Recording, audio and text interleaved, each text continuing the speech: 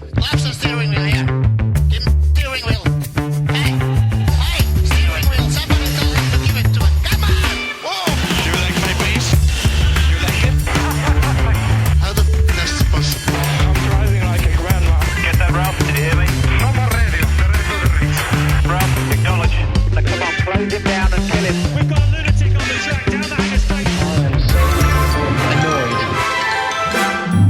Boys and girls, your attention, please. Hello and welcome back inside the Park for Bay for podcast. What is it, 927? This is Todd. No, Todd, not a.k.a. Negative Camber. You know I've asked you You here. must convince the villagers that I'm Exactly what I need you to do. Tonight, for your kind consideration, we thought it would be a good idea. We had to go find him. I mean, he's been everywhere, folks. He's been in Daytona. He's already racing. His season has sprung. But we had to go track him down so we could do a season preview, a 2025 season preview, which of course means I have to get my co-host. That's right. Out of the wasteland. He's bad. He's beautiful. He's crazy. It's Hello, everybody. This is Paul Charles, the International. It's Paul. Hey. Of Heart of Racing Aston Martin team in IMSA. I'm back. Oh man, I got to tell you, you are busier than a cat in a litter box right now. Yeah. My gosh. Yeah, it's you got the crazy. Valkyries on the track. You got the GT3s. You got, Race Down Under. It's crazy. Down Under, Yep, it is crazy. I knew it was going to be crazy, but it's crazy. It is crazy. Yeah. It's been quite eye-opening. And I feel for the F1 teams now in the because before we've had cars supplied to us by Aston. We fine tune them, we massage them, we run the setups we want to, etc. But it kind of comes nearly as a finished article. Well, now we're part of the process, right? Part of the process, like all the F1 teams, and you're designing something that was nothing. And if you weren't a part of it, it would stay nothing. Yeah.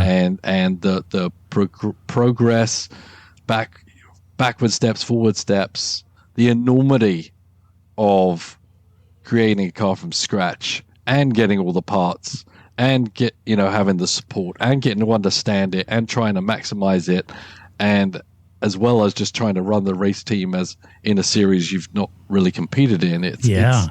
It's something else. But it's awesome, but it is something else. And as I said, F1 teams have to do that every year. Luckily, we created the Valkyrie, and this is good for 4 years. So we'll kind of just massage it as we go and have an evolution to it. But yeah, starting from scratch is every year. That's a big undertaking. It is. Sure. It's a huge undertaking. Yeah. And, you're going to have niggles, right? Your door fell off in the first race. Yeah. Well, it came open. Yeah. Yeah. Unfortunately, Marco didn't see the sign that driving at 180 miles an hour with the door open is probably not good for keeping the door on the car. Yeah. So that was unfortunate. Yeah, that was unfortunate. You're only supposed to blow the bloody doors off. But so that it wasn't that it blew off. It just kind of, the latch came open, but the lack of retarding speed blew the door off. So Marco's got a nice expensive doorbell on his hotel room after that one. Right. Yeah. Right. Oh man, it's crazy. And the other thing, but those are all teething pains, right? You're going to have some of those. Oh yeah. There's more than that going on, the complexities of these cars are honestly very similar to Formula One, including, the brake-by-wire systems and things like that, which has been awesome to be inside. And there's so much to that people probably don't even understand. It's such a big step in performance on just making the four corners slow down at different rates. And it's pretty cool how you can manipulate a chassis to do what you want to do just by manipulating how the brake pressure comes and goes from the beginning of a corner to the middle of the corner to you actually get off the brakes. Pretty intense stuff, and there's a lot of room there. And we're starting from scratch. We've got zero. Now Now, how do you manipulate that? And Penske's and Ferraris of the world, they're 3 years ahead of us. So you have to try and get on the hurry up to try and understand what these things do and how to make the best of them. Well, maybe you just go back to drum brakes with pads. Yeah, you could. You could. I remember, when I raced really without ABS most of my life, and so you manipulated everything with your own foot, right? And, but right now, it's unbelievable what goes on there. I got to tell you though, watching the video of the first race, you hear everybody going around, and the only thing that really you hear is that Valkyrie and the V12. It just sounds so good. It does. You can at Sebring, you can't really hear a lot of cars, but you can hear them coming into 17, going down the straight, obviously go past you. But then you can hear it go through 1, then all the way down to 3, and boom, boom, boom. Yeah. And where there's other cars actually on the track right in front of you, but you can still hear that one down the road. Yeah, you hear it. It sounds so good. It is awesome. So I think it's going to be exciting for people to see it for real. Yeah, for sure. Yeah, if you guys are out listening, if you've got an opportunity to go and watch Heart of Racing Valkyrie run, you should do so. It's an incredible car. Paul sends me some of those behind the scenes videos. That it's just awesome. It's awesome. Love it. Well, Paul, I thought we would jump on tonight and talk about the 2025 upcoming Formula One season, because it is an F1 podcast and that's kind of what we do. And I thought we would, let's just do a little table setting, a little formation lap up front. And then the format, folks, for the review is we'll talk through each team. So I'll start with the team and the car, and then we'll talk about that first, and then we'll go into each individual driver after that. So just so you can mentally prep as we go to teams, we'll talk about the team, the car, then we'll talk about each individual driver. But let's do a little formation lap. Just to recap, the regulation changes for 2025. There's going to be no extra point for the fastest lap. Just as a reminder, that's out the window. Yeah, bummer. Wee. Hold on. I got to get a tissue. Minimum driver weight has been increased from 80 kilograms to 82 kilograms. I don't know. What is that? 2,000 pounds. I don't know what that is in old money. Something like that. And they have a new driver cooling suit that they wanted to accommodate the additional weight. I've saw mixed reviews of that cooling suit from some of the drivers. Also, each team must field a young driver in their 2 cars at least 4 times this season. So that will be interesting. Let me try this in English, shall I? Technical regulations remain the same. So car evolution from 2024 will be the order. But watch for that in-season evolution to start. Keep in mind, we go into 2026, all new regulations, big regulation changes. So I'm intrigued to see the evolution or in-season development of these cars, and will some of those developments be actual developments that they're planning for the 2026 car that they're going to kind of retro in, because they wouldn't want to spend, if you're not one of the top teams, you've got limited resources and you really need to develop that 2026 car because the regulation changed significantly. So how much of that new kit as they develop going through this season might be pre-2026 type of tech, right? Yeah, that's going to be tough. It's going to be very tough. Yeah, I can't see much transition there. Yeah. Is it possible? Are there things? What can you gain? The car's going to be so different. And it's going to be tough for these teams to make those decisions. But there's still championships to win and money to win. So those are resources unto themselves to go for, right? Yeah, for sure. FIA announced a more stringent flexi wing test on the front wing in Spain. They already applied it for the rear wing for this weekend in Australia, but front wing in Spain. If you remember, a lot of allegations that McLaren kind of got away with a flexi wing. and flouted the regulations and got away with that. So there's already, I did see some headlines. There are already some people lodging complaints to the FIA for this season as well against McLaren. So we'll see. But as the pundits, and by pundits I mean the F1 press, they've picked a pecking order of the teams based on race sims during testing. We had our testing podcast where we talked about it, but the F1 pundits came out, and this is the order just as a baseline as we go through the teams. So pundits feel, based on testing, based on as close as you could possibly get to apples during race sim runs during testing, they felt like McLaren was the team to beat, followed by Ferrari, Red Bull, Mercedes, Williams, Racing Bulls are the RBs, then Haas, Alpine, Sauber, and Aston Martin in last. Yeah, I know. Here, I've got that. Yeah, there you go.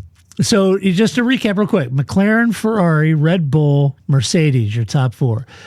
Midfield, Williams, RBs, Haas, Alpine, and then Sauber and Aston Martin. All right. Yeah. So that's how they see it. Yeah, I think top four is probably pretty solid. Yeah. Plan. Maybe. You know, I mean, obviously, whether they're right or wrong, but at least it's based on data and history. I would say that's pretty close. The Williams one's an interesting one. That's an intriguing one, isn't it? Yeah, it's a very interesting one. I wonder if they're basing that on now they have an actual good driver pairing. Yeah. They can actually make some progress, you know? Right. It could be. Yeah. It could be. Well, let me put it this way. I hope they're right. Yeah. I would love to see Williams fighting for best of the rest, but we'll get into that. Let's jump into the teams. It's time. Okay. We're going to start off with McLaren. Lando Norris, Oscar Piastri. Let's talk about the team of the car. McLaren enter the season as the favorites based on testing, and as we said, it's probably not a bad bet. They carry a lot of motivation and energy from last year, winning the Constructors' Championship, into the 2025 season, and it's an evolution of last year's car, which many believe was the fastest car on the grid, so that's probably a good thing, as an evolution of the fastest car on the grid last year. They also have stability season to season, right? They've got the same team personnel, no big shakeups there. Same drivers, no big shakeups there. That's all good.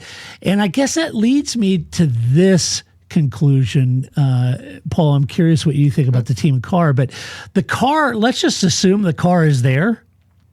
We know they've got an incredibly strong driver lineup, so the drivers are there. But is the team's strategy and execution there, or will they stub their toe once again on driver feelings and team orders and papaya rules again? Yeah, I mean,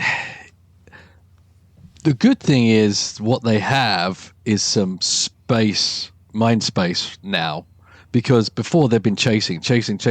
Oh my God, our car's crap. We got to catch up. We're an embarrassment. Oh my God, our car's getting good. Okay, yeah. Mid-season, their car's good. Now we've got to figure out what to do with our drivers. It was always kind of on the run, but now they've been able to sit back a little bit, analyze themselves, analyze how they approach the driver program. So I think they should, if they were sensible in the off-season, making a progress with the car, just a logical progress with the car, but look back at all their negatives and be able to take that. There wasn't too many negatives, but there were some, and they didn't optimize. So they definitely have space and latitude to do that, and I can't see why they wouldn't have addressed those things during the off-season. Yeah, I think there's probably some serious conversation about that. You sound like you're fighting the flu like I am.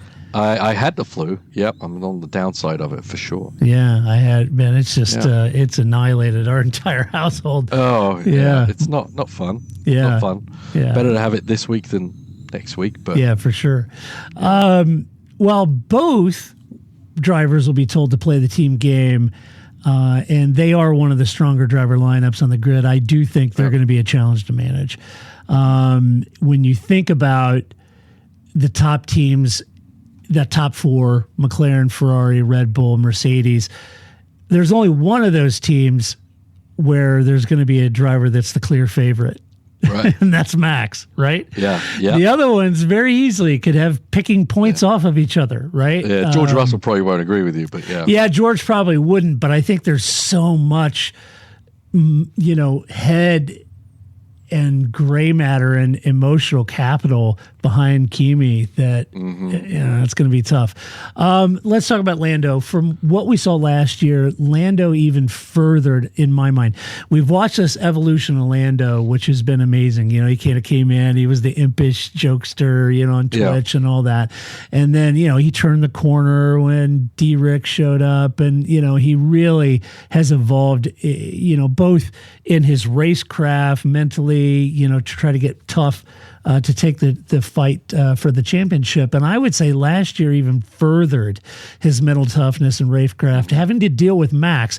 And I think he realizes now what it will take to battle Max, or anyone else for that matter, to win the title. I think it was, whoa, I think that was a wake-up call. There's that moment when you realize, kind of like Nico Rosberg did, what it will actually take to win.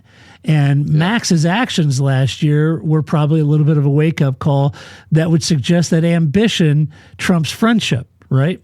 Yep. And Lando learned that. Lando may be the odds-on favorite heading into 2025, but it is going to take some ruthless determination to pull it off. And in my mind, I feel like he may have that now. Yeah. Right on all those counts. For sure, the Verstappen battle, Max is my friend. It's like, oh, shoot, maybe Max is... He left that friendship in the pit lane because it ain't out here, right? Yeah. And there are lessons to learn. How ruthless can you be? Some people are more uncomfortable with being that ruthless. Mm-hmm. But as we saw with Rosberg, he could only do it once, and then he was like, I can't keep this intensity and mindset anymore. Yeah, and I respect that. Yeah, absolutely. Yeah. He got what he needed, but he didn't want to sell his soul for the devil completely. So right. I think it did open Lando's eyes to it. I don't think the thing is with Max, even though he's his buddy, I think Max can also handle it, and he's not going to freak out if all of a sudden Lando's got a cold spirit in his on his hands when he's fighting out there on the track, and they're just going to have to deal with it out on the track. So hopefully that's what he is doing. He definitely has the capability to do it because we've seen him do it, but to do it from a consistent race after race, there's a lot of races on the calendar. It's going to be very easy to slip back. It's very hard to, okay, it's go time again, and suck it up and be that mindset race after race. But it's what he's going to need to do, especially because of how good Piastri is behind him, who is pretty cold. Yes.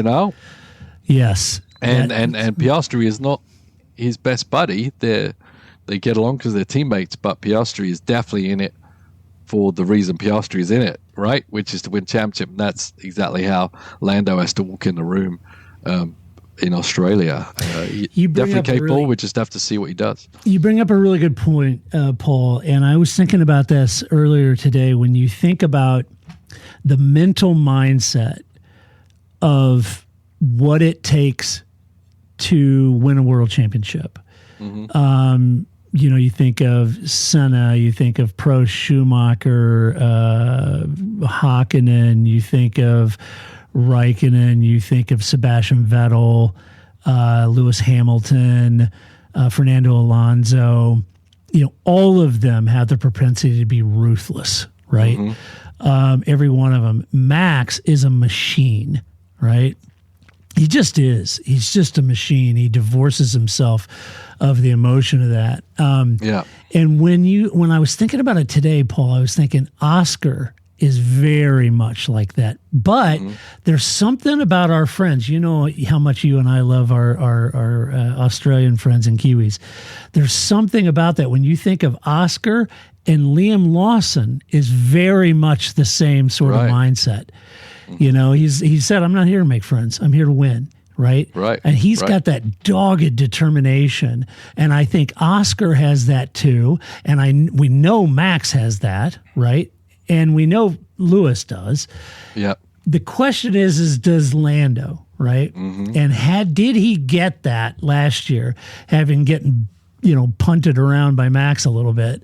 Yeah. That'll be the question. I mean, he has to. You got to. I mean, how often he knows how difficult it is to get a car that can win a championship and win a race any day.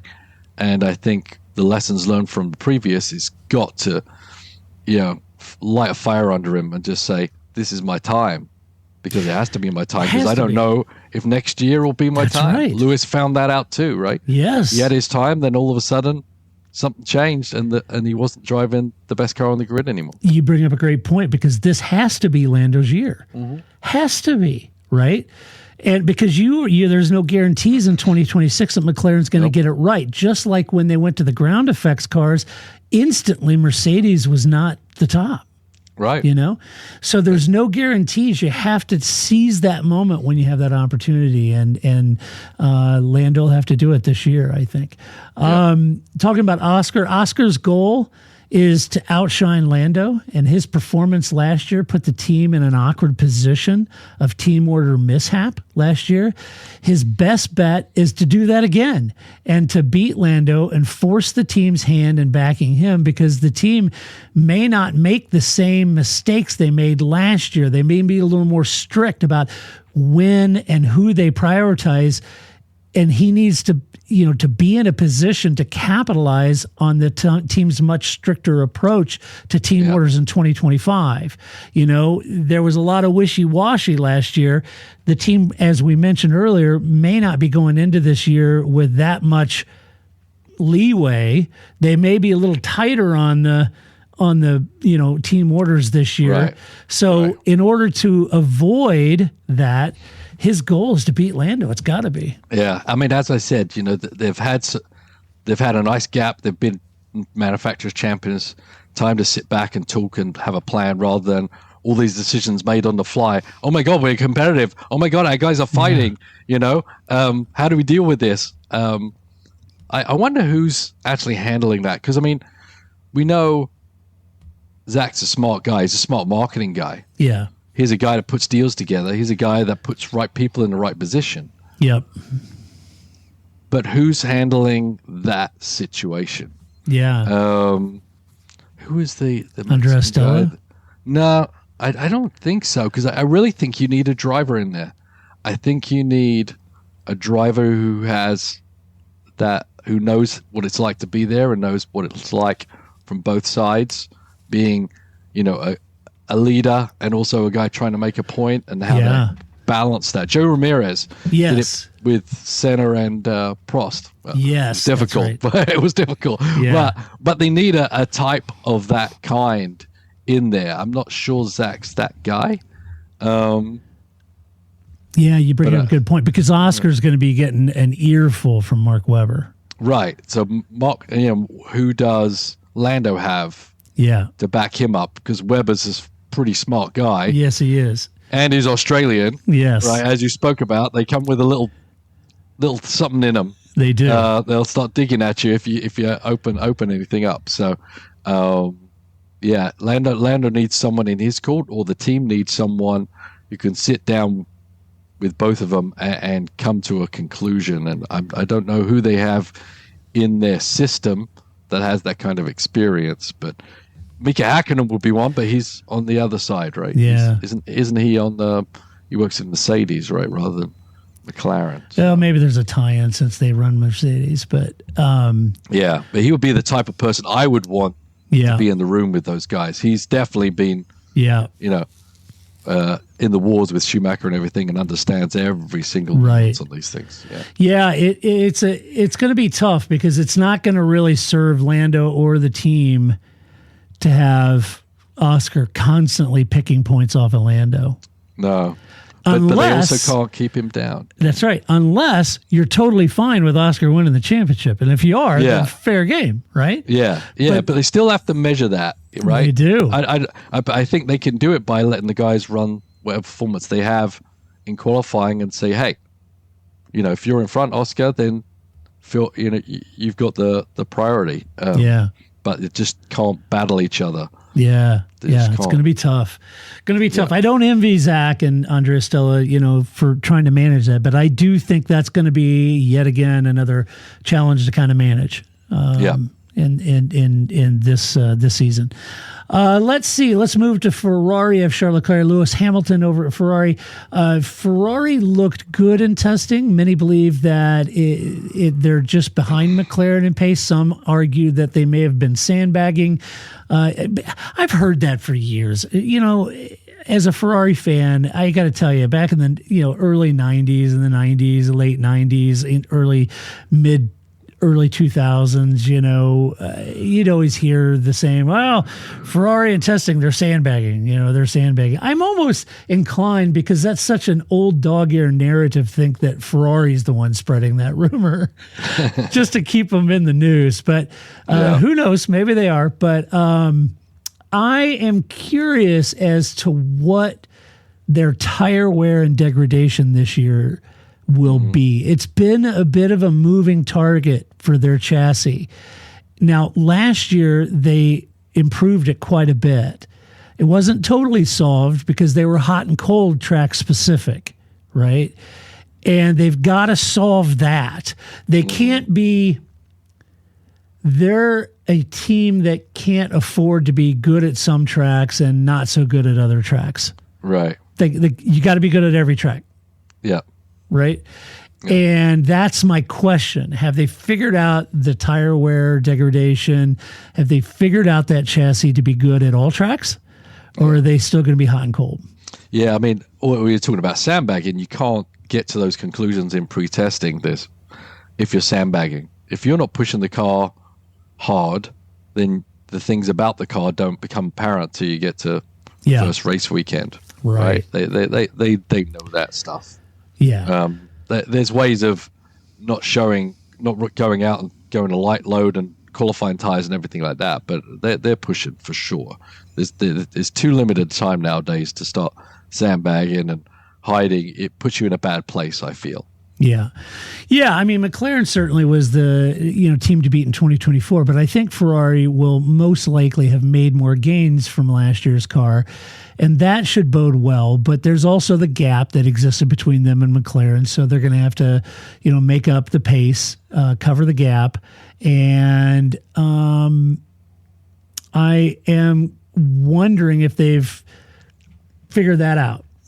Closing that gap over the winter, which could be, as I just said, you got to be good at all tracks. And if they've closed that gap, that every weekend on par, they're going to be a competitor every weekend, then they've got everything to play for sure. Yeah, I mean, they're in a different boat than McLaren, obviously, because the driver lineup's changed. Yep.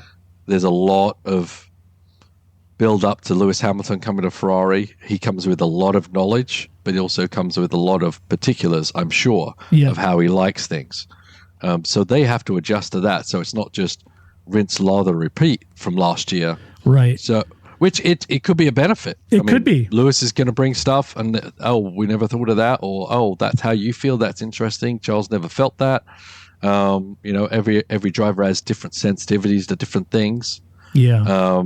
So we'll see how that evolves. I certainly don't think bringing Lewis is a bad thing for him, but it definitely is something different that they have to deal with, because there's a lot of responsibility on Ferrari's back, having Lewis Hamilton drive their car, let alone Lewis Hamilton coming to Ferrari and having the responsibility of it too. There is, and to me, Paul, when we think about Lewis and Charles, to me, it's a different Ferrari. When we think about, Lewis, multiple champion going to Ferrari, and this can be great, and it conjures up thoughts about, when Michael arrived. But this is a different Ferrari than when Schumacher arrived. This team isn't being built around Lewis.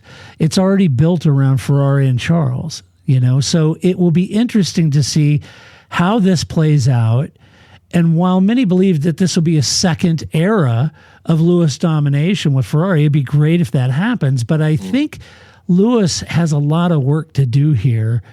And we've seen how other champions get along with Charles. Think about all the wheel banging with Seb, right? Yeah. It's not going to be that easy, I don't think. Charles is a hell of a qualifier, right? Yeah. And that's been a bit of a struggle for Lewis the last couple of years. For sure it has, yeah. So I don't know that it's going to be as easy. I'm not casting aspersions, folks. Don't get me wrong. I'm a Ferrari fan. I hope he goes in and they just dominate everything, of course. But I don't know that that's going to happen. I think it's going to be a little more difficult. This team isn't, when Michael walked in, the team was on life support, and they built that team around Michael, and he brought in key personnel and all that. All that already exists. Charles is already there. His feet's on the desk. He knows where the coffee maker is. He knows it all. He speaks the language. He speaks Italian fluently, Yeah. All of that is there. So I think it's going to be a little harder work for Lewis. Yeah. In that respect. I don't think it's going to be that big of an issue between those two guys, because it's not like it's a young gun coming in trying to take Charles's job. I think Charles believes Lewis is going to come and he's going to go, and Charles is still going to be there. Yeah. This is, and also Lewis isn't going to be there for 7 years if he's, like the dominance he had at Mercedes. It's a different thing for Lewis this time. Yeah. He's a short-term guy, but they're not just treating him as a temporary employee. They want to make hay while the sun shines while Lewis is there, and they'd love for Lewis to start winning races. Obviously, they'd love to see Charles win the races, and they ultimately want to win the Constructors' Championship. So I think they're going to come at it from different angles. I don't think Lewis is going to be pulled into, oh my God, I've got to beat Charles every weekend in qualifying, else I lose my job. It's not happening. Right, Lewis is going to be able to kind of come up with a good race run plan and execute it. So I think you're right. I don't think that there is that like there kind of was, I think, with Seb and Charles. Right, Charles was trying to come in and prove he's a superstar. Vettel was the superstar. Yeah. I don't see that. Yeah, I don't see that relationship. I think for Lewis, this is more of a dream fulfilling move, right? But he's proven that he can make the right move just at the right time when the team is rising, right? Yeah. So this could be a rebirth of the 7-time champs F1 dream. Will Ferrari be the spark that reignites Lewis' passion and pace and title winning form? Maybe. It's difficult to know.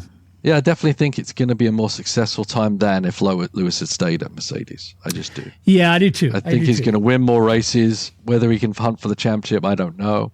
But he's certainly going to have a better shot at it and be happier for it, because he's going to be more competitive from week to week to week. Yeah, I think he'll enjoy that time there. For Charles, he spent the winter being sloshed around in the Lewis craze, right?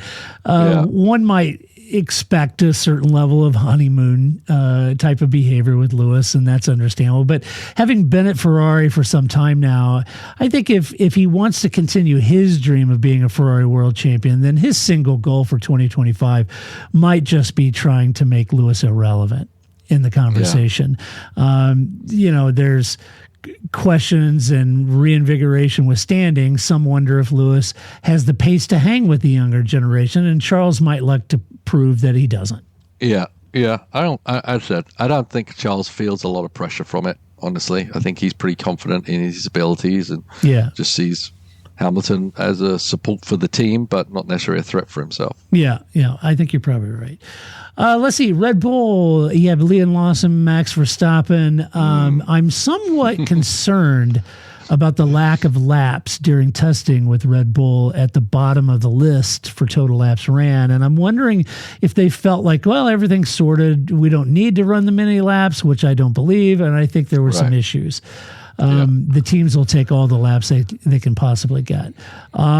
Max had a few lurid moments on track. It has me thinking that there may have been some issues. The team had serious issues mid-year onward last year, and it was down to Max's tenacity and the team's ability to turn those fortunes around a bit to secure the driver's title. But they do have a gap to McLaren, and that was somewhat masked by Max's ability in his driving last year.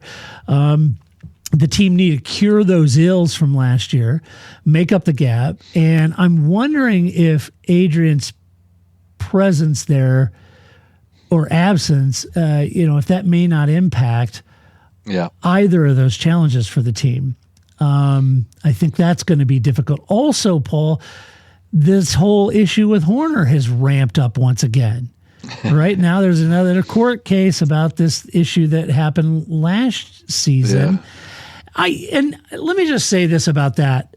I find the whole timing of this a little odd, if I'm honest.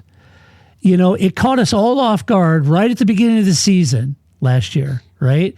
And then it was adjudicated twice last year and dismissed, only to rear its ugly head again right at the beginning of the season yet again. I mean, if Christian was making a case that someone had knives out for him and trying to destabilize the team and him, you can make a pretty good argument now. Why just wait until the beginning of the season again? And yet here we go, more Christian Horner drama. I don't know. Just the whole thing is a big, big distraction this team doesn't need. No, they definitely don't need it. Definitely, they've lost a little bit of their superiority for sure. Probably to do with a lot of shakeups in the team. I actually just saw the first episode of Drive to Survive, so that was all about Horner last year, right? Yeah. Geez, the look on Jerry's face. That was she was not happy. That was something else. I felt bad for her. But so I definitely think they're on downslide. Doesn't mean they definitely are gonna keep going down. They've got smart people there. They've been there before. They could do it. But it's going to take some adjustments. They hit the ground running last year, which was absolutely crucial to Max being able to win the championship. Yep. If it was a tale of the second half of the season, they wouldn't have been even close for him. And obviously they lost the manufacturers championship, mainly because Perez couldn't support him when they needed the support, and because no one can drive that car like Max can drive it. And difficult. I saw. Someone sent me a couple of videos. It was with Albon talking about driving with Max, and also Lawson talking about driving Max's car. Yeah. And how difficult it is because of how sensitive the car is. The car, you turn the wheel, half a degree and the car wants to change direction, which is great for a car. If you have a car that's that sensitive, it's amazing, as long as you are capable as a driver to control that sensitivity, in which Max seems to be the only one capable of doing it. And it does two things. It makes the car fast, also eliminates your teammate ever being a threat to you. Yeah. So that's going to be real difficult for Liam this year. I think something that you wouldn't know till you are in the team and driving alongside Max to know where that gap is, and can anyone drive a Max Verstappen designed and balanced car? I don't know. Yeah, it'll be interesting. If the car hasn't closed the gap to McLaren, Max is going to have a lot of work to do. The good news is he can do it. Yeah. And he knows what needs to be done. If the car is thereabouts, I think Max is the guy to beat in 2025 again. If it's thereabouts. Yeah. Okay. Yeah. And the reason I say that is because I think the other teams are going to, you're going to have these driver pairings taking points off each other. Yeah. I think there's a singular focus behind Red Bull that's going to favor Max. I think that'll benefit. But that's if you think the car is there or thereabouts. I don't know. Yeah, and it's hard to tell because he got it there or thereabouts because he's Max Verstappen. Yes. When the car, as we saw when Perez was driving it, it was nowhere. That's right. So how much can he carry the car on his back? That's the big question. And will he have to, right? Yeah. If the car just is not there, there's only so much. He's human. There's only so much he can do. Yeah, exactly. And then from Liam's standpoint, I think, Liam's going to be a step in the right direction. And I think his job, whether he wants it or not, will be to finish on Max's tail and reopen Red Bull's assault on the constructors' title by maximizing points, no pun intended. I don't think he should really waste his first season trying to get embroiled in a battle, trying to knock Max's feet off the desk. I think that's a waste of his time. I think it's pointless. Yeah. I think he should spend the time being the driver Sergio wasn't, and what the team needs, because if the car isn't there, Max could very easily get tired of this and leave, and that leaves Liam as the future. Yeah. So Yeah. I don't think he should get all hung up like the other drivers did. You're not beating Max. He shouldn't worry about that. His concern should be beating everyone else and maximizing points. Finishing on Max's tail at every single race and maximizing points would be a great victory for him, in my opinion. That would be. How he gets there is going to be difficult, though. Yeah, for sure. Because he's kind of, as I mentioned, the setups that Max likes, most other drivers can't handle. So he, as a rookie on the team, is going to have to try and guide his car, his side of the garage, to more his driving style somehow. Yeah. And it's difficult because the team's like, but Max can, as it's set up right now, makes it work. Right. He's got to have the tenacity to be able to say, well, that's fine because that's Max. I'm Liam, and this is how I need the car to work. Right. Yeah, I'm intrigued by Liam. He's got that fiery, ruthless personality, and I'm kind of curious to see how that'll work this year. Yep. It'd be interesting. For Mercedes, you have Kimi Antonelli, George Russell. I may have a little more positivity about Mercedes than what the pundits do. Coming out of testing, I felt like they looked pretty good. I was watching the onboards; they looked pretty planted. Didn't see anything radically wrong with the car, but I could be wrong. I thought it looked like they've made significant improvement over last year. Would I put them ahead of Red Bull? I don't know. I'm not sure, but it wouldn't shock me if they were. But that depends on their tire performance issue being cured from last year. Kind of very much like Ferrari, right? There were tracks and tire performance and heat windows that they were good at, and then others that they just were a no-show. Also, the aero thing was a bit of an issue. Yeah. From track to track. Yeah. If they had to raise the car, it just wasn't working. It wasn't working, yeah. And the car is an evolution, obviously. And if you consider this ground effect era as being kind of Mercedes' Achilles heel, then maybe the pundits are right. Maybe the car isn't quite there. While it's an evolution, it's still behind an ultimate pace because this era has really stumped the team, right? Yeah. So are they chasing that bugbear, right? Mm-hmm. Difficult to know. It is difficult to know. I mean, they had high points last year for sure. They did. But they also had pretty low points where they just looked like they couldn't figure anything out. Yeah. It's one thing not to be competitive, the another thing to not understand why you weren't competitive. Yeah. Which they were scratching their heads a lot. Yeah. So hopefully it seemed like they were better at the end, obviously, I think. So hopefully they carry out on to the new year. But they're a team that are really on that cusp of how much do we care about this year versus we've got the resources and the people who could, if we got it wrong now, let's fix it. So 2026 onwards, we're not back in the same position again. Right. They're a team that I could see cutting off evolution sooner than maybe the other three teams. They're going to want 2026 to be like 2014 for them. Yep. They want to dominate this next iteration and era of Formula One, like Red Bull has in the ground effect era, right? Yep. So you're right. I think that'll be interesting. For George Russell, I think George is the leader of the team. That's good, but he has to deliver and can't make the odd mistakes like he has, been prone to do in the past. And this has to be a perfectly executed season for George. And if you have to consider that 2026 as well, because they may find a disgruntled Max Verstappen could find a home over there, right? Mm-hmm. And because of the way that they feel about Kimi, I think George gotta watch himself, right? So George prides himself in being loyal to Mercedes. I get it. I feel like he's the de facto leader of the team, but he's got to execute. He's got to deliver. There can be no unforced errors like he's had in the past. Mm-hmm. He's got to deliver. And that's the big question, because I think with Kimi in hand, I think they would make room if they had a shot at Max or some high profile. Right.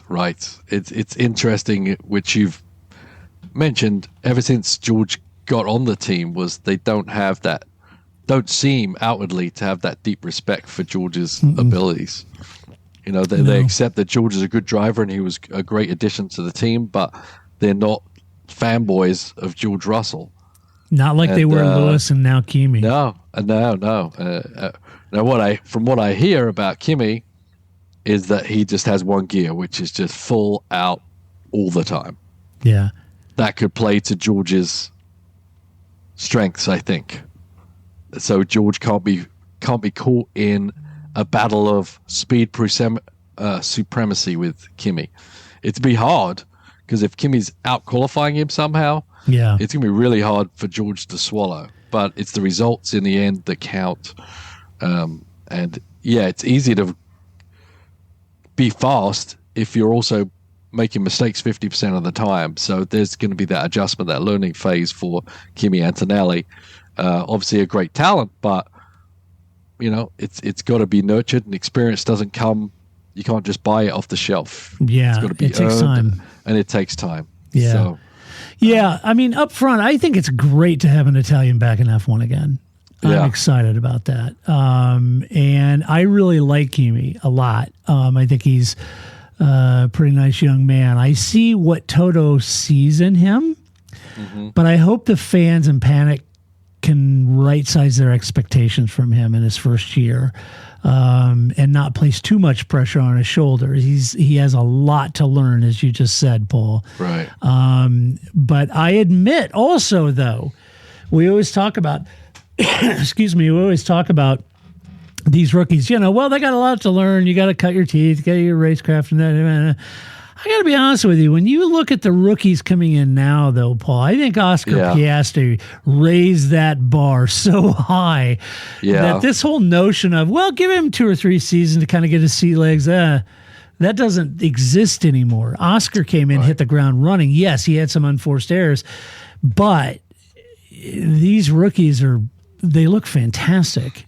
They do. It's and it's got to do with the car design, how they are to drive versus how it was 20, 30 years ago, where but also all the prep that the teams get. There's not that much off-season testing, but the sims are so good that these guys are practically driving every day. So when they do leap in to a car, they are literally just on the cusp of their experience level. So it's not as difficult, so to speak, to come in at a level that shows ultimate competitiveness. Yeah. And that's changed quite a bit, even, from when Max got into the series. Yeah, absolutely. Yeah. Let's see. Next up, I've got Aston Martin. You got Lance Stroll, Fernando Alonso. Pundits have them last, and I hope that isn't the case, as that would be a disaster for Lawrence and the team, who have spent millions and millions of dollars on a new facility, on Adrian Newey. Although this isn't Adrian's car, so maybe if they are last, maybe to your point, they're really focused on 2026. But, but perhaps they can develop this car into a top 10 finisher this year. They were last year. I'd rather see them hit the ground running as best of the rest contender this year is what I was hoping for that team. But I don't know. Jury's out on what that'll look like. Hopefully they're not last. Yeah, hopefully they're not last. It's because the Aston Martin story over the past few years has been kind of crazy, right? I mean, Fernando was nearly winning races like 2 years ago, whatever it was, and everyone was like, "Oh, Aston Martin! Oh my God!" And Alonso, "Wow, we can do anything at Aston Martin." And obviously, the bloom fell off at some point, and the team started going backwards in development and backwards in pace, and struggled more and more, and then nearly became also Rans last year. So I don't see them being the last team, but I have no inside knowledge of what they've decided to do for this last year before the new rules. But when you've got Newey in the office scribbling away, where do you want his attentions? Yeah. You know? Right. But you have to keep the team running. You have to keep the team's procedures getting better and better. You've got to have everyone learning and know how to progress a car. You can't just, dust it off at each race, put it on there and say, well, have fun, guys. We'll see you in, 3 days. You've got to keep the team working as a team and work it as a progressive team and trying to solve problems. Right. Else, when you do get to 2026, you're going to be backwards. Yep. So the team has to keep working hard. And I think Nui will obviously, step out of his office and take a look at the new car, or maybe able to, the 2005 car, and maybe able to help out here and there. But his attention is definitely 26 because that's where they can make the biggest leap. Right. So we'll see. I think they're going to be about where they were. I don't think it's going to be a disaster, but I don't think they're coming with any revolutionary cars there for this last year of this rule package. Yeah, that's kind of was my hunch too. You got Fernando this year. It's going to take a lot more patience from Fernando if they aren't quick. And one wonders how much patience Fernando has. And then I think, I think he'll be measured in his approach to this year because I think he knows Adrian Works comes out next year, right? Mm-hmm. Maybe Fernando's doing a little bit of sitting on the egg here. From his perspective, he just needs to be patient to see what 2026 will deliver. Yeah, tough to do because he's getting older, right? This is his last push to be on a race-winning team, and he's hoping some of this stuff will actually pay off in the end, and I hope it does. But yeah, it's another year. We know Alonso, when there is no hope, he I'm not saying he gives up, but he doesn't see any point in just filling up the numbers either. Right. He'll fight like bull, but it could be we won't see the best of Alonso this year if the car really isn't up to snuff. I agree. I don't know. And from Lance's perspective, maybe retaining Lance may be an indication that the team know this year is going to be a bit tough. So there's not a huge point in changing drivers at this point, However, I think if they were looking for future performance, having a strong rookie this year would have made more sense heading into 2026. But, maybe the team's thinking, look, it's going to be a tough year. It's an evolution of last year's car. We're not expecting to win the championship this year. We've got Adrian in. We're focused on 2026, big regulation changes. Why change driver lineups at this point? It doesn't make a lot of sense. We're going to try to do the best we can in 2025, and we're putting our chips down in 2026. I don't know. Yeah, I would say that's what they got. Obviously, the dynamic in the team with Lawrence and Lance is different than any other team probably. Yep. But it's a fair crack from both sides. What you said is why change the drivers, because the drivers aren't the problem, the car's the problem. Right. If Alonso's winning races and Lance is for 18th, then the driver's the problem. But it's I don't know. But there is also a lot of weight to bringing in a new driver if you think there's someone in your group that you feel is going to be the replacement. Because if you think Alonso's going to be around much longer, it's not. And every not the fan popular vote is Lance. Is he going to be around much longer? I don't know. So they could have a major upheaval in driver lineups right when they're getting a really good car going. But Alonso's gonna, if it is a really good car, Alonso's you're gonna have to take him out over his dead body. Yeah, I agree. Let's see, Alpine. You've got Pierre Gasly, Jack Doohan. Testing may not have been the best, but I think there's an element here that we may be missing, and that is the Flavio factor. He is draconian as hell. And I think that the team is under a lot of pressure now that just wasn't there this time last year. And that's just Flavio, I would love to see them contend for best of the rest this year. And perhaps they can, But as an evolution of last year's car, that may not be in the cards, although the second half of the season last year I thought was a marked improvement for them. You think of their performance in Brazil, which was fantastic. Yeah. And so it's hard to know with any certainty, but like other teams, they're going to have to raise and improve their pace from last year. There was a gap that they got to manage and try to get better, and they need to be better, better at all races, not just Brazil. And hopefully they will be. Like I said, I guarantee you that team has more pressure on them today than 12 months ago. Which is wrong, because they should always have that pressure on them being who they are. I understand what you're saying. I think the car did get better for sure, and I think they should be taking some of that motivation for this year, so I don't think they're going to be in too bad a shape. Briatore's a weird guy, right? He's not an engineer, never been a race car driver. Nope.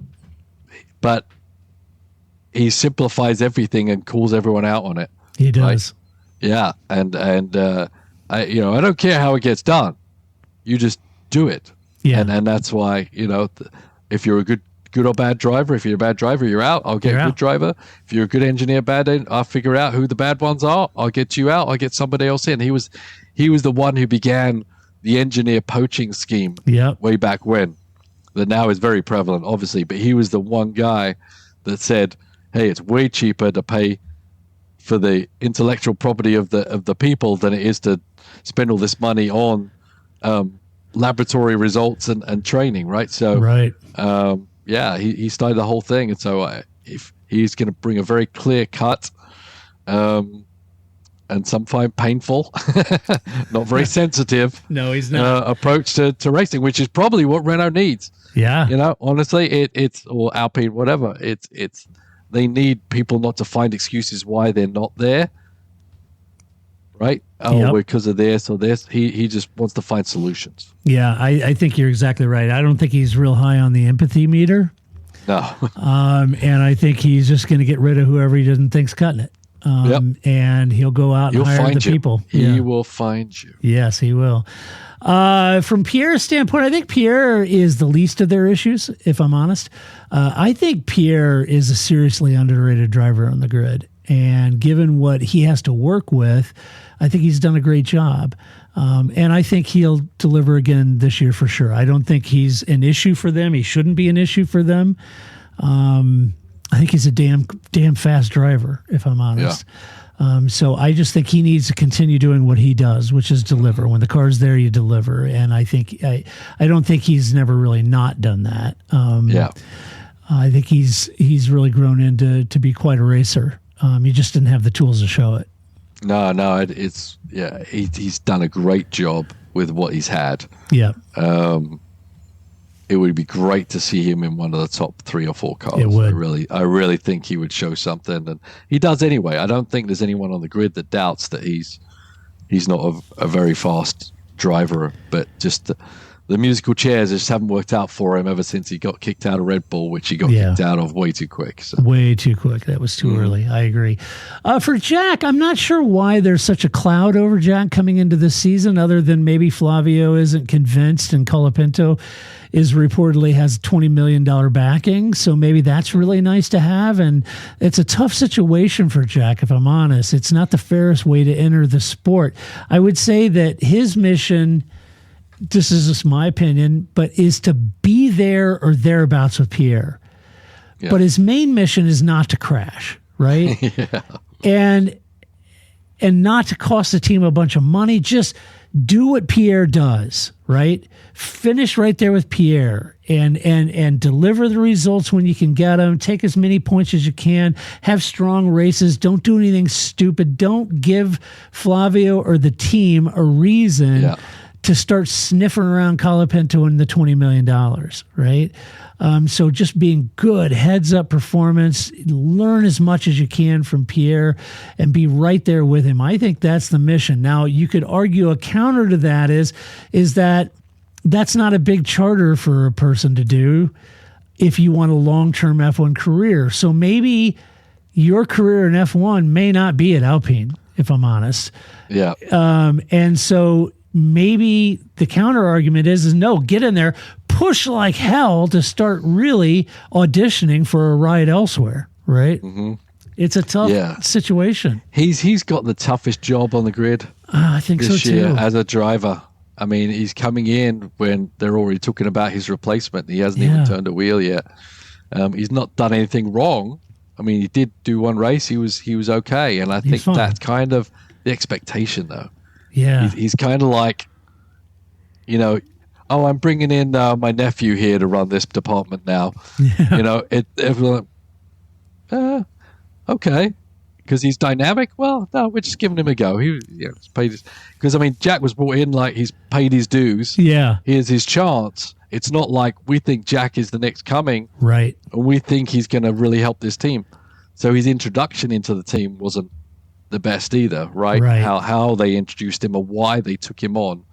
It was more like who we don't want on the team rather than we want him at the team. Yeah. And then the Colapinto thing came along, which I think is, $20 million makes more sense to me than what Colapinto did in the car. I think he's not the next coming. He's had some spectacular drives, but I don't think he backed it up with a log of work, really. I'm not saying he's not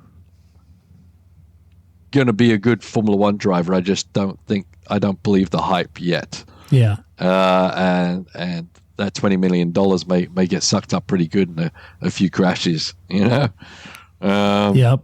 But because Jack isn't brought in as a, the Kimi Antonelli type, right? He's under pressure instantly, and that's no way to really start your F1 career. Already been the guy that wants to pinch your ride is already in the garage. Yeah. Right. Yeah.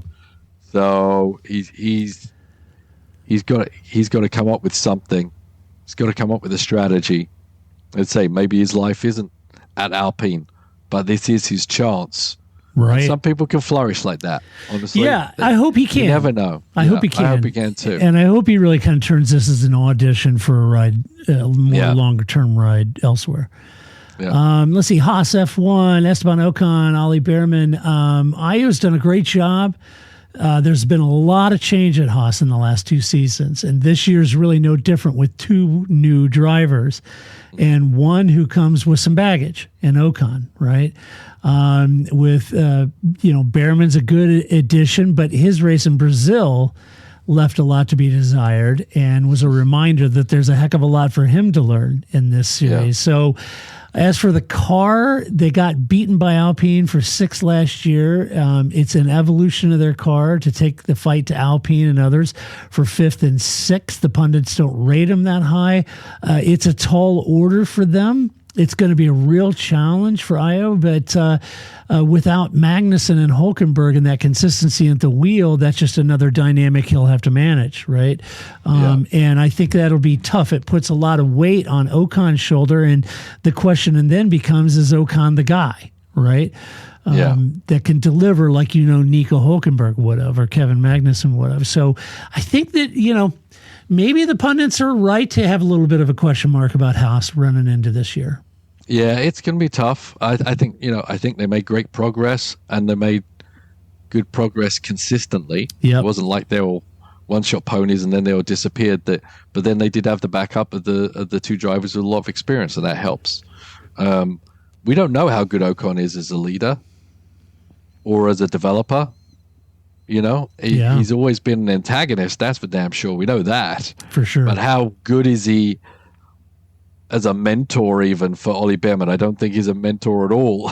Yeah, I don't either. So it's going to be interesting to see how that team develops, because I think Ocon is in it for himself, and Behrman's going to be kind of on his own trying to figure it all out. And I'm not sure that's the best thing for a team in such a tight battle in the midsection there. Yeah, my view on the drivers, I think Esteban comes with baggage, and his Monaco antics last year were a bit of a yellow card for him in his career, if I'm honest. So, can Komatsu calm the inner monster and get the best out of Ocon? I think that's the big question mark. For Ali, I think he's got to make the most of the opportunity for a future role at Haas or ride elsewhere. As a Ferrari stable driver, I'm not sure there's much room at Scuderia at the moment, or will be anytime soon. And so he needs to make the most of this year and also audition for a role with a bigger team with a faster car, or at least solidify his opportunity at Haas. But maybe, put himself in the shop window for like Aston Martin or McLaren for the future. Yeah, I don't know. I mean, I think, it's early days for Bierman, so I don't think you should expect him to be taking that leap into a Ferrari in the next 2 years. And no. I think in the next 2 or 3 years, there's going to be an opening at Ferrari. So if he can make an impression, a consistent impression, I think he could stay at Haas for a couple of years. Yeah, I think that's where he should be. If he thinks he's going to get, for his best bet to get a top line ride, I think is Ferrari. So it's up to him to make that Haas ride work for him. Yep. Let's see. What is it? V-Carb, Red Bull Racing Bulls, whatever the RBs. Isaac Hadjar, Yuki Tsunoda. For me, this is the best looking car of the 2025 season livery during the launch. I loved it. But is it fast, right? I wonder if the team have developed a stronger car for 2025. Pundits feel that it's quicker, so that's good news for them. But I think Laurent has a lot of work to do. He's got his work cut out for him, trying to move this team into a more competitive position. I think it's going to be a difficult ask for this team. Yeah. They're a development team for Red Bull. They've got a Honda engine. How much can they produce? I think that pundits are rating them higher than I think maybe where I would for this year. Yeah, it's this is the worst driver lineup on the grid, for two different reasons. One of them is going to be development. Yeah, the Red Bull shuffle with people, with Perez and everything, just caused kind of havoc amongst their choices. Yeah, and they put Hadjar in there, but I'm not sure he's the guy to be teamed with Tsunoda. I mean, Yuki, obviously, I don't rate him super high, but he can go fast on occasion, but I think he's going to be really hampered with development, and I don't think Hadjar is going to be any help to them either.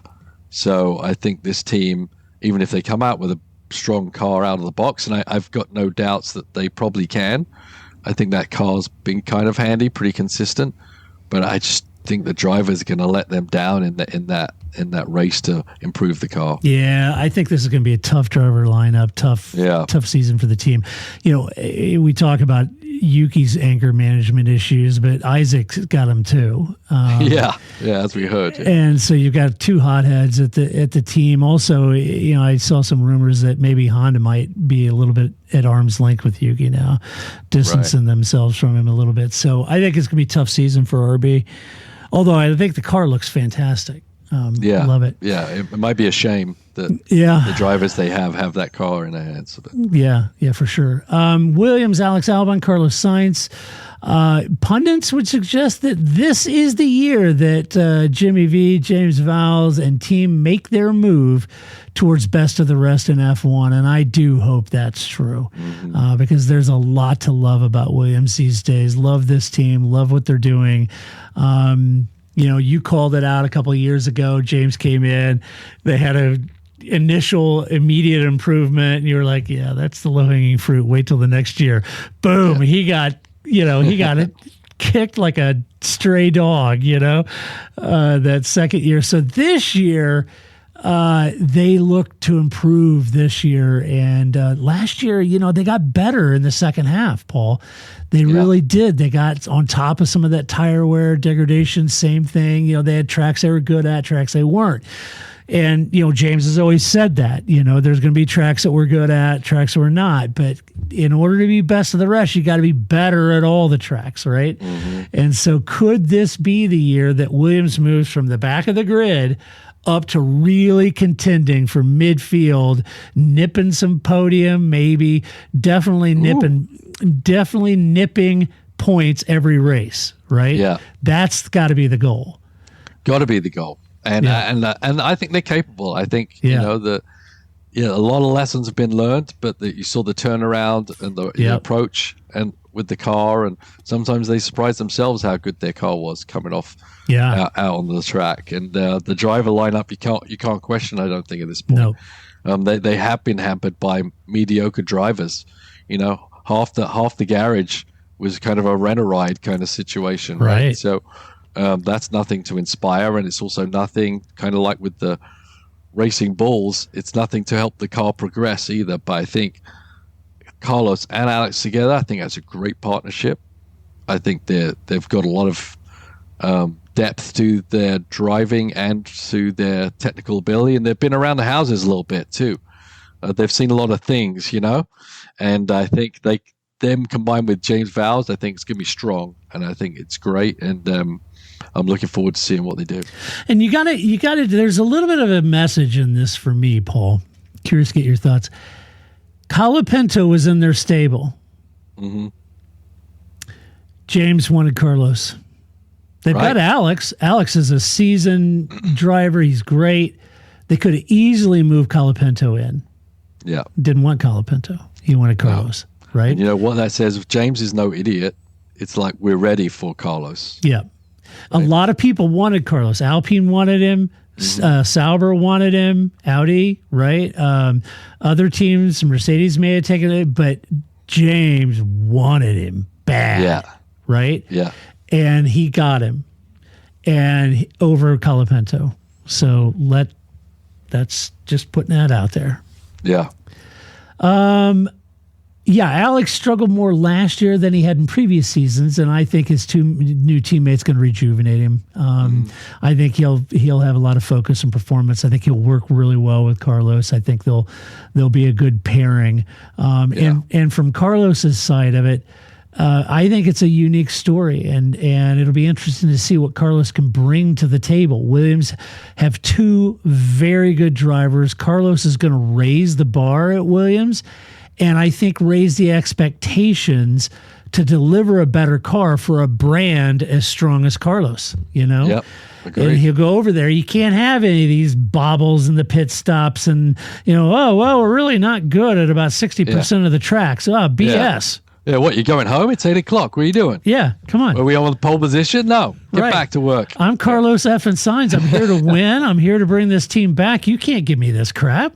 Yeah, right. Right. So I think it's going to work twofold. I think Carlos being there is going to raise the game of Alex. I think it's going to raise the game of the team to really overachieve. And I think it's good all the way around. And I'm sure that's why James hired him. It's a brilliant move. Yep, absolutely. I think so. Yep. But as I said, I think it's because James, to sell that to Carlos, must have been quite a... Yeah. Right? And he's not a... He's not a bullshitter. He's not a bullshitter, right? So he's going to say things as they are, and Carlos will be like, okay. And Carlos is an emotional guy. I mean, him getting kicked out of Ferrari is gut-wrenching for him. That's tough. Right? So he's here to prove a point. So these are all the three musketeers together, quite honestly. Yeah. It will be fun. I'd love to see Alex and Carlos and James take that team back up to the front. Would be awesome. Yeah. Be awesome. And then finally we got Sauber, Gabriel Bortoleto and Nico Hülkenberg. Is the car improved? If it is, then Nico's going to deliver. I don't think there's any question of that. I think Nico showed that at Haas. Will 2025 simply be a holding pattern for this team until Audi arrives, or will they become a more competitive team in 2025? The pace and the team seemed to stall out last year, so maybe they can improve the car, and if they do, then there's little doubt that they'll get some performance in Nico and Gabriel. I really believe both of them can deliver. But the car's got to be there, and the question for this team is: is it going to be there? I don't feel like it will be, but Audi can't keep hiding behind the Sauber name anymore. Yeah, they can't say, "Oh well, yeah," but this is just we're just observing now. They've got to get their their their hands dirty right now and try to do something. But I just think the DNA of this car is terrible, and I don't know how they can even make a evolution of it any better than it was. Yeah. So I don't have a lot of hope. I feel bad for Nico, but this is a team that has definitely got a lot of onus on 2026. Yeah, a lot. Yeah, they do. Hopefully they've gathered enough data to know what Formula One's all about on the Audi side. But man, they've really got to make a difference in 2026. Right. Yeah, I do think Nico is a perfect driver for this transition from Sauber to Audi. I think he's going to be really instrumental in helping Audi get on top of their chassis as soon as possible, and hopefully they'll utilize him this year to do that. Bortoleto, I think it's great to see a Brazilian back in the sport. Gabriel was quite a talent in the junior series. Here's my hunch. He may be of a bit of surprise this year in 2025. I hope so. I hope it turns out that it is a good hire for them. He's kind of gone under the radar as far as getting all the talking points. That's been Kimi and Jack because of the position he's in and those kind of things. Colapinto even Colapinto, and nobody's really talking about Gabriel that much. But he did incredibly well in the junior series. So I hope for his sake he kind of comes in as a bit of a pleasant surprise for the season. Mm-hmm.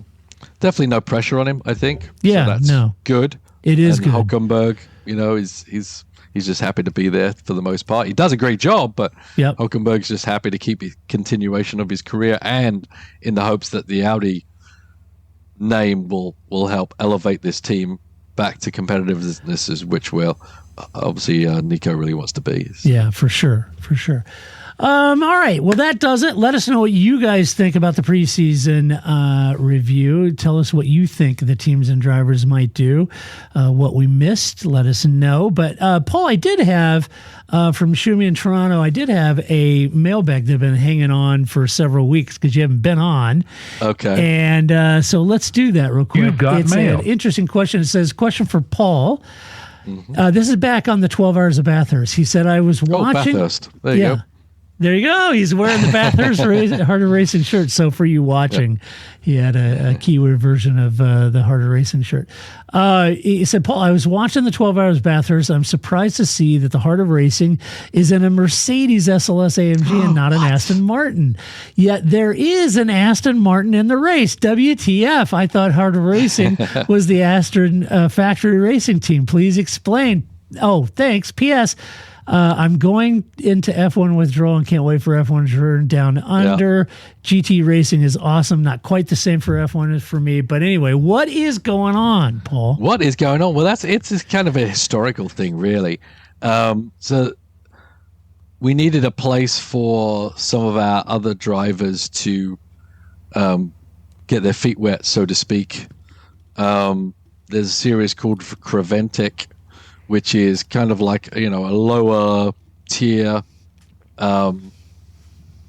sports car series that goes around the world. They do the 24-hour races and stuff like that, but it's not WEC level. And at the time, they were running tires and rule package that didn't really make any sense to run the Aston. It just wouldn't. The rule package didn't make it attractive. The Mercedes was a really good pick for that series.